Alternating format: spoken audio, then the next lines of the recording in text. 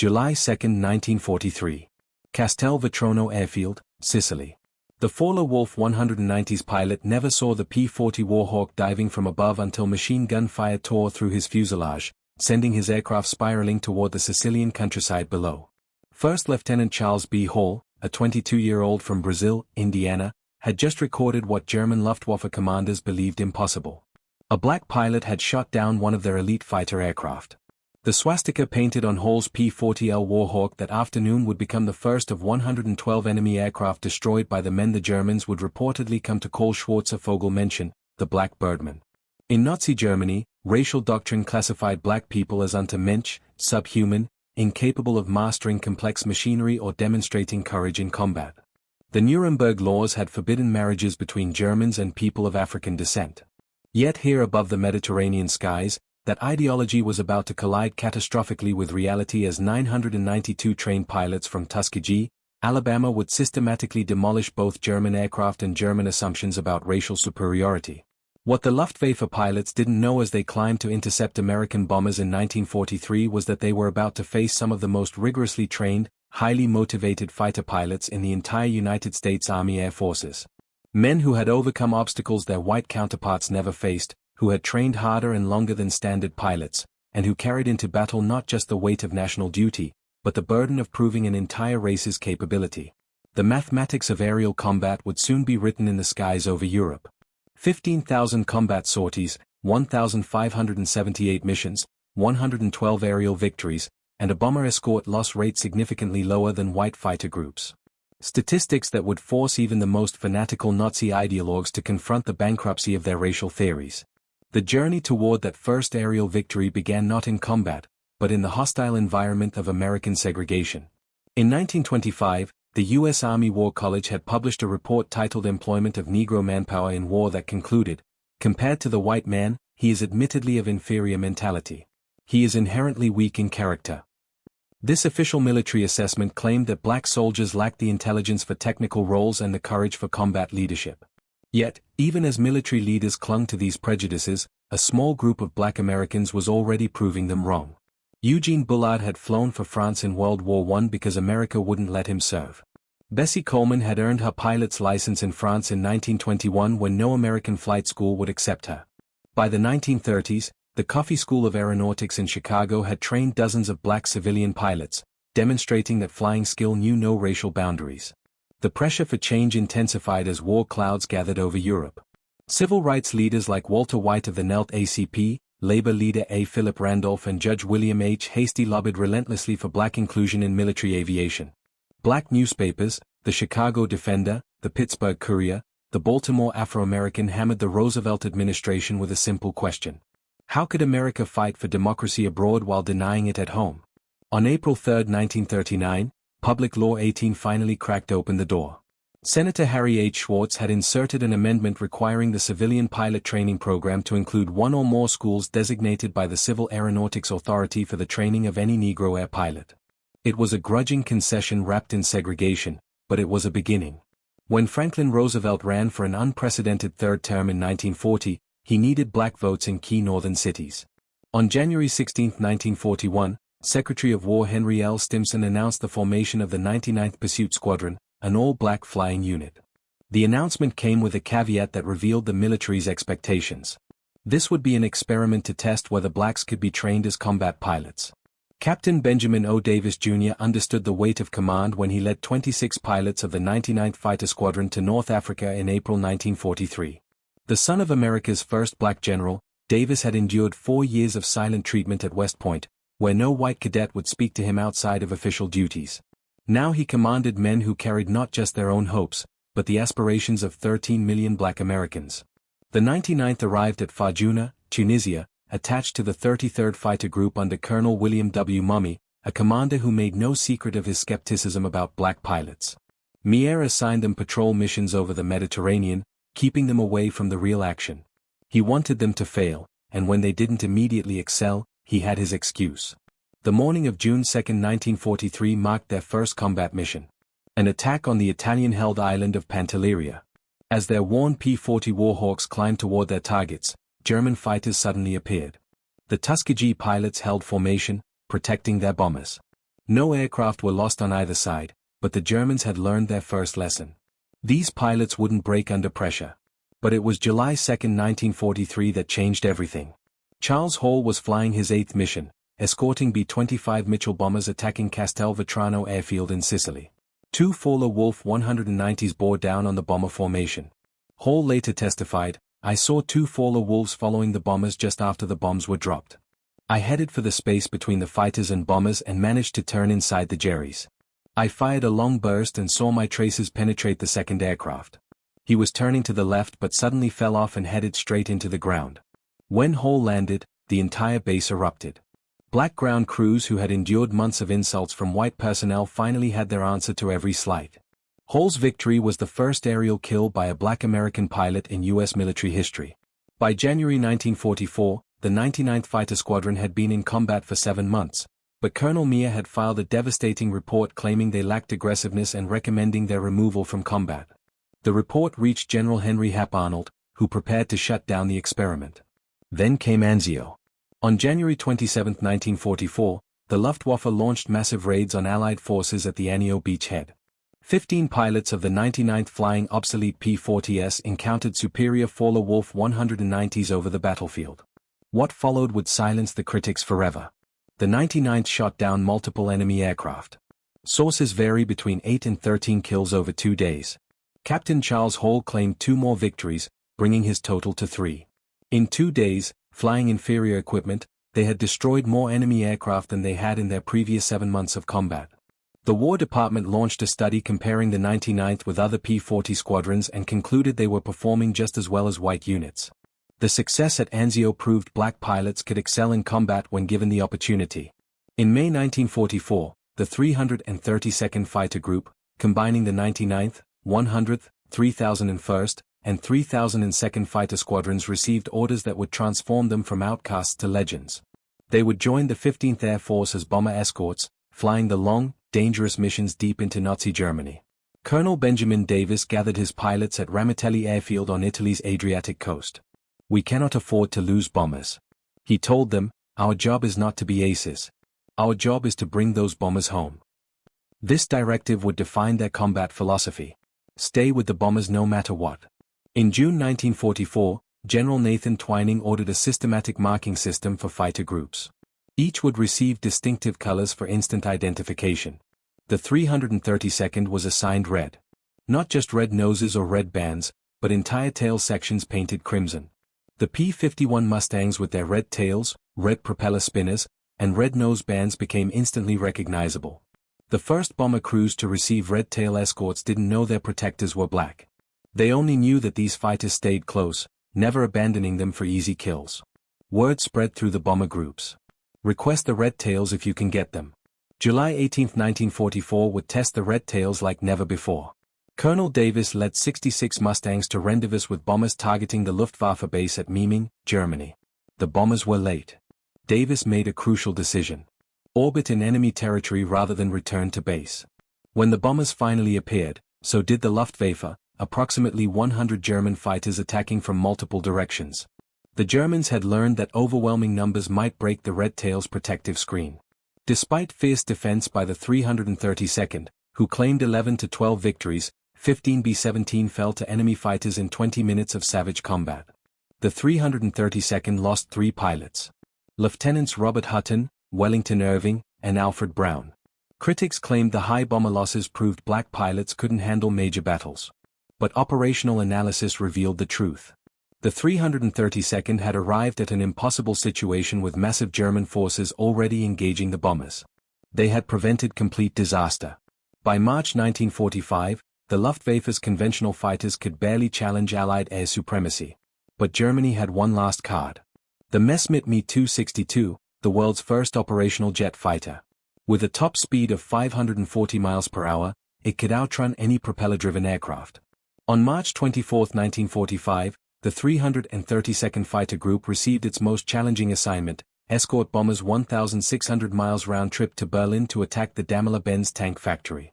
Intelligence warned that Mi-262s from Jagerschade 7 would defend the target. Colonel Davis led 43 P-51 Mustangs into the heart of the Reich. As they approached Berlin, Mi-262s appeared, the largest jet fighter force ever assembled for a single interception. Lieutenant Roscoe Brown had studied the jet's weaknesses. We knew the German jets were faster than we were. Instead of going directly after them, we went away from them and then turned into their blind spots, he explained. Brown shot down one Mi-262, reporting, I pulled up at him in a 15 degrees climb and fired 3 long bursts from 2,000 feet at 8 o'clock to him. Almost immediately, the pilot bailed out from about 24,500 feet. Lieutenant Earl Lane performed what many considered impossible, shooting down an Mi-262 with a 2,000-yard deflection shot using the new K-14 computing gun sight. Lieutenant Charles Brantley claimed the third jet victory that day. The destruction of 3 Mi-262s in a single engagement represented more jets than most fighter groups would destroy in the entire war. The Red Tails had just exceeded the total of all previous American Mi-262 kills in one afternoon. The 332nd Fighter Group earned a Distinguished Unit Citation for this mission. Not all encounters between Tuskegee Airmen and Germans ended in victory. 32 pilots became prisoners of war, and their experiences revealed complex interactions between Nazi ideology and military reality. Lieutenant Alexander Jefferson was shot down on August 12, 1944 during his 19th mission. His P-51 took flak over southern France while strafing radar installations. At his interrogation, the German officer had extensive intelligence about the 332nd Fighter Group. The interrogator had information about Ramitelli Airfield, about our squadron commanders, even details about my parents' home in Detroit, Jefferson recalled. He knew my father was a teacher and my mother's maiden name. Their intelligence was frighteningly thorough. Inside Stalag Luft 3, Jefferson found himself treated like any other American officer. White PSWs from bomber crews often approached him with gratitude for red tail protection. These interactions, impossible in segregated America, occurred naturally in German prison camps. The irony wasn't lost on Jefferson. Here I was in a Nazi P camp, being treated more equally by white Americans than I would be back home. When the war ended and Jefferson returned to the United States, he was immediately segregated at the disembarkation point. While German pilots reportedly acknowledged the Red Tails' skill with the nickname Schwarzer Vogel mention, American bomber crews became their most vocal champions. These men who faced death on every mission cared nothing about race, only survival. Bomber crews developed their own mythology about the Red Tails. Stories spread about their distinctive flying style, the way they waggled their wings in greeting, their tight formations, their refusal to abandon damaged bombers. Red Tail Angels became the bomber crew's name for them. The statistics supported the bomber crew's preferences. Research by Air Force historian Dr. Daniel Hullman revealed that bombers under 332nd Fighter Group Escort lost only 27 aircraft to enemy fighters compared to an average of 46 for other P-51 groups of the 15th Air Force. This superior protection rate occurred despite the Red Tails flying some of the longest and most dangerous missions of the war. By war's end, the Tuskegee Airmen had compiled a combat record that demolished every pre-war assumption about black military capability. Combat operations, 1,578 combat missions flown. 15,000 plus individual sorties completed. 179 bomber escort missions. 311 missions for the 15th Air Force. Enemy aircraft destroyed. 112 enemy aircraft destroyed in aerial combat. 150 enemy aircraft destroyed on the ground. 3 Mi-262 jet fighters shot down on March 24, 1945. Ground targets destroyed 950 rail cars, trucks, and motor vehicles. 254 locomotive engines. TA-22 former Italian destroyer Giuseppe Missouri damaged beyond repair on June 25, 1944. Protection record 27 bombers lost to enemy fighters versus 46 average for other groups. Superior protection rate maintained across 179 escort missions. Individual achievements, Lee Archer, 4 confirmed victories. Joseph Elbry, 4 victories, including 3 FW-19s on July 12, 1944. Edward Toppins, 4 victories. Clarence Leicester, 3 kills in 1 mission, July 18, 1944. Decorations earned 96 Distinguished Flying Crosses, 332nd Fighter Group pilots, 744 Air Medals, 14 Bronze Stars, 8 Purple Hearts, 3 Distinguished Unit Citations for the 99th Fighter Squadron, 1 Distinguished Unit Citation for the 332nd Fighter Group. Human cost 66 pilots killed in action. 32 pilots captured as prisoners of war. 84 killed in training and non-combat missions. The transformation from mockery to respect wasn't just about courage. It reflected superior American training methods and technological advantages the Red Tails wielded with precision. At Tuskegee, pilots flew more hours than their white counterparts, 300 compared to 200 for white pilots. They practiced formation flying obsessively, knowing that in combat discipline would be their edge. The washout rate at Tuskegee was 60% compared to 40% for white cadets. Only the very best survived the program, creating what Colonel Noel Parrish, Tuskegee commander, called a super-selected group. The progression through aircraft types told its own story. The 99th began with hand-em-down P-40 Warhawks already obsolete when they arrived in North Africa. These liquid-cooled Allison engine fighters were inferior to German Bf-19s and Fw-19s in almost every performance metric. Yet the Tuskegee pilots used the P-40's superior turning ability and rugged construction to hold their own. The arrival of P-51 Mustangs in July 1944 transformed the Red Tails into equals of any fighter unit in the war. The North American P-51D Mustang represented American industrial perfection. Its Packard-built Merlin engine gave it a top speed of 437 miles per hour. Its 650 caliber machine guns could destroy any aircraft. Most importantly, its range, over 1,600 m with drop tanks, allowed it to escort bombers anywhere in the WWII. Behind every pilot who shot down a German aircraft stood dozens of support personnel, mechanics, armors, crew chiefs who kept the Red Tails flying. Of the approximately 16,000 Tuskegee Airmen who served, fewer than 1,000 were pilots. The rest were the unsung heroes who made victory possible. The ground crews worked miracles with limited resources. Ramitelli Airfield in Italy was primitive compared to other American bases. Spare parts were scarce, with the 332nd often last in line for supplies. Yet their aircraft availability rate, the percentage of planes ready for combat, equaled or exceeded that of white units. These ground crews also faced combat. German raids on Ramitelli were rare but deadly. On March 24, 1944, a German bombing raid killed several support personnel. The men continued working through the attack, pulling aircraft away from burning fuel dumps.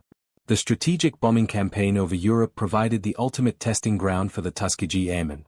Each B-17 Flying Fortress cost $238,000 and carried 10 highly trained crew members. The loss of a single bomber represented a strategic setback that rippled through the entire war effort. This is why bomber protection mattered more than aerial victories. Colonel Davis understood this when he ordered his pilots to resist the temptation to chase German fighters. "Anyone can shoot down a fighter if they abandon their post," he said. "It takes discipline to stay with the bombers when the enemy is running." The Red Tails escort tactics evolved through experience. They developed a three-layer defense. Close escort weaving directly above the bombers, medium escort position to intercept incoming fighters, and high escort watching for diving attacks. This system required precise coordination and absolute discipline. The Tuskegee Airmen fought two wars simultaneously against fascism abroad and racism at home.